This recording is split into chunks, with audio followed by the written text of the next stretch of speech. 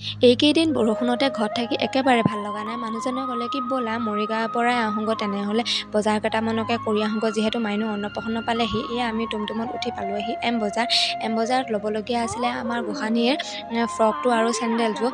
Sandal একো নাপালোঁ। ফ্ৰককেইটা ডাঙৰ হয়, তাইৰ জোখত নহয়, আৰু চেণ্ডেল কেইযোৰতো ভাল লগা নাই। সেইটো কাৰণে আমি পালোঁহি বিশাললৈ। বিশালতো আমি তেনেকুৱা একোৱেই নাপালোঁ।